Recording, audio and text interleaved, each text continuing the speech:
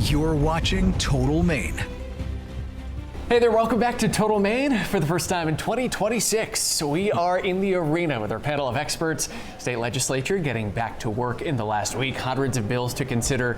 Also an interesting backdrop with a number of state officials seeking other offices. Pat, we'll start with you. This is leading off the podcast this week. What can we expect? Well, you know, every short session, if you will, that's what they call the emergency session, the second year of a legislature, is touched by politics because everybody in that room, if they're staying in Augusta, is going to be running for re-election. Now you have the governor running for the Senate. You have the auditor running for Congress. All kinds of people who are looking to make a splash. So Phil, I would ask you, having been in that position, in that emergency session term, this sounds like it's unprecedented. It really is, and it's interesting that on top of that, everybody wants to get out of the Augusta as soon as possible so that they can go and campaign on the races they've declared. So there's going to be a lot of pressure to get work done. The governor's got, 60 bills on her desk that she either has to sign or veto literally in a couple of days. And there's, you tell me, 60, 80 so-called emergency bills, and there's hundreds that were carried over from the last session. This is going to be a whirlwind session of the legislature. Ethan, how did you define an emergency bill in your day? Whatever the Democrats wanted.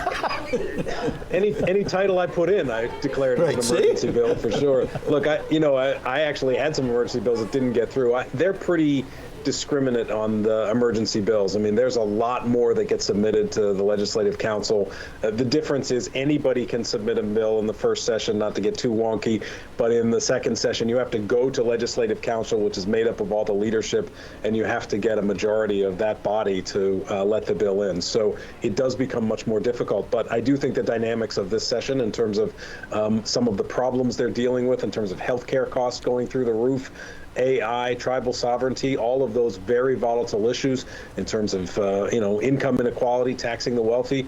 With Janet Mills running for U.S. Senate in a Democratic primary against a, populist from the left, working class guy, she is going to shift, I think, as we've already seen. That's going to be the big dynamic that could change. We have to watch it closely. All right, keeping things moving here, Commitment 2026, some developments rather, in terms of who might be in and who might be out in races that we are watching closely. Sean Moody announcing that he's suspending his run for governor due to health concerns. He hadn't officially entered the race. We also learned early Wednesday that former state lawmaker, Republican Garrett Mason, is running for governor. Phil, what do you make of the shakeups here? Yeah, this is really breaking news, so to speak. Sean Moody, for health reasons, declared he's not going to continue considering a run. You may recall, Terry, there was a Pan Atlantic poll that indicated that 60% of primary voters in the Republican Party really don't know who all the other 9 candidates are. I think that gave Garrett an opening to say, you know what, people don't know who the Republican candidates are. The one who probably had the most name recognition, Sean Moody, is not moving forward. I'm in. Now we're going to see just how well prepared and organized and funded he is to make sure this campaign gains momentum. On the other side of the aisle, Democratic State Senator Joe Baldacci is now teasing a run for Congress in Maine's 2nd District. Ethan, from a well-known family, plenty of years in public service, how does this change the Democratic primary in that race? I think it does change it. I mean, you got to remember Jordan Wood is in this race, Matt Dunlop. Matt Dunlop's probably the most known. Jordan Wood has the most money. Baldacci has the ability to become the most known and to raise the most money if he's willing to work hard to do it. I mean, he's coming in late for sure, but this didn't really break until just after the election when Congressman Golden decided to get out. But he's got a very strong base in Bangor and obviously a pretty strong name, but he is going to have to differentiate himself. He can't just go out and try to rest on the laurels of his father. His father of his brother. He's going to have to make sure that he lets people know who he is. But he certainly changes that dynamic significantly. All right, let's get to the major news here. Just over a week ago, the U.S. military striking targets in Venezuela and capturing the now deposed president Nicolas Maduro, as well as his wife. Senator Angus King raising concerns about how this was done. Senator Susan Collins Collins says that Congress should have been informed and needs to be involved more moving forward. Pat, help us frame this discussion here, why her comments here really matter. Well, it's important. She's the only Republican in Maine's delegation, the only one in New England, really. And so if she is saying, listen, Maduro's a bad guy, he shouldn't be there, and everyone in the delegation agrees with that. But when she says Congress should have been informed beforehand, and she's correct, they should have been, because that's the way we go with forward. The question now will be, will the president keep Congress informed about what he plans to do now that they have taken away the leader of Venezuela and likely to cause some unrest there? Phil, what do you make of her words?